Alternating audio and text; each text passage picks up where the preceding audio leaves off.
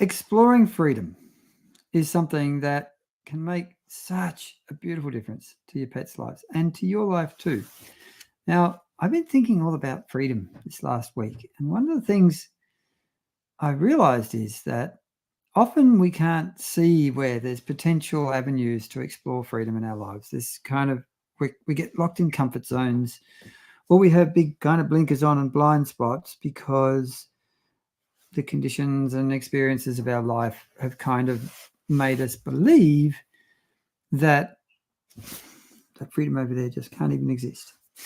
And exploring freedom for me has been incredibly beneficial for me, and it's been incredibly beneficial for my pets, both secondhand, because if I explore freedom for me, then I'm a whole lot happier. My pets are a whole lot happier when I'm a whole lot happier. But exploring freedom with my pets, taking my pets out into the world and helping them explore freedom in a healthy way, in a safe way, builds resilience.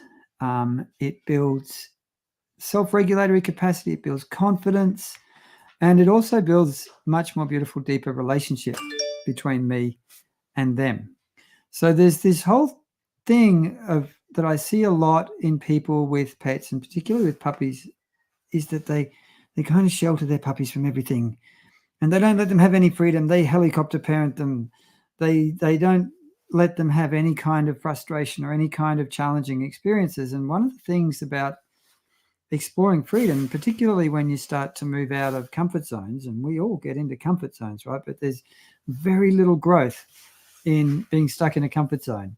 One of the things when you get out of a comfort zone and you start really exploring new freedoms for yourself or with your animals, I remember taking Gem out to the city when she was fairly young on lead, must have been, I don't know, just a few months old. And it was her first time in the city, and there's all these people, there's all these things. And she was like, oh, look at this, look at that. No, I'm really not sure about that. And this is a bit worrying, and I don't know what to do, and where will I go?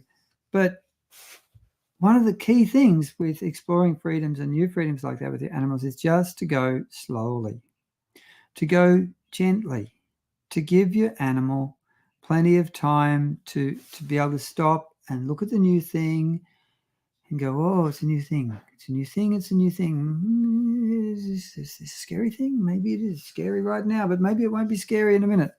So taking plenty of time for the nervous system and the emotions and the feelings and the mind to process and integrate and assimilate this new freedom is really, really helpful. Now, when you are exploring freedom, certainly my experience has been is that often when I explore a new freedom, it's kind of scary and it's kind of really uncomfortable. And the same thing is true for our animals. But this is a healthy discomfort, and taking our animals out and helping them, supporting them, gently insisting that they explore freedom in new ways in their lives is incredibly beneficial. And it's certainly been incredibly beneficial for me. But I remember a few months back, we had Star, the old mare, who's sadly no longer with us because her poor old body was so broken from racing that we just had to help her transition. She'd been in the paddock close to the house here for a few weeks just after they arrived, and they'd started chewing on our house. So we had to evict them from our paddock so they couldn't chew on the house anymore.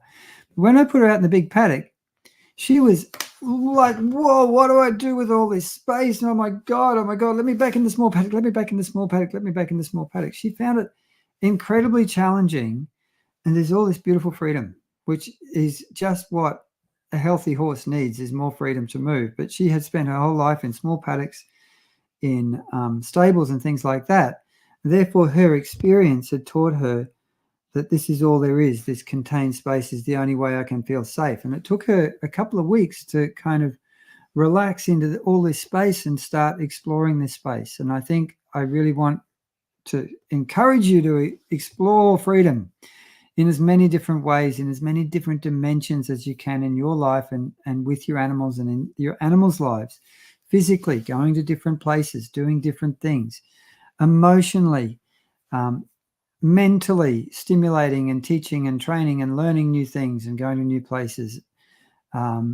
spiritually and energetically, all these dimensions, if you can start really thinking about, okay, where is there opportunity for more freedom in my life, and where is there more opportunity for freedom in my animals' lives? If you start being curious about this, you'll start seeing things, and you'll start seeing opportunities, and you'll start finding ways to expand into and explore freedom in more and more beautiful ways. But take it slowly, take it gently, and don't go beyond your capacity or your animal's capacity. If you're going to a new place, maybe you're taking a puppy to a walk and there's lots of people. Maybe you need to go off in the middle of the park where there's no people and sit with your puppy for 10 or 15 minutes after they've had some exposure to all these new things, these new freedoms, these new stimuluses and experiences.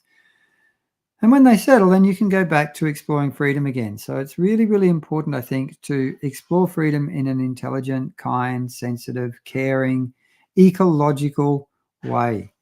But I can promise you, if you explore new freedoms in your life with yourself in as many ways as you can, and with your, it'll be a flow-on effect to your animals, because the happier and healthier you get, the happier and healthier your animals will be. And if you then actively, gently, carefully be exploring freedoms with your pets, taking your pets out in the world and helping them explore new freedoms of expression, new freedoms of physical movement, new freedoms of going to different places and learning different things and all these kinds of things, you will definitely have big benefits for everyone concerned. So that's it for me this week. If you ever want help with holistic veterinary and behavior and things like that, give me a yell. If you enjoyed this video, please say hi in the chat. Let me know what you thought of it. If you got any questions, pop them in the chat and I'll come back and answer them. See you next week. And in the meantime, give your pets a lovely pat from me.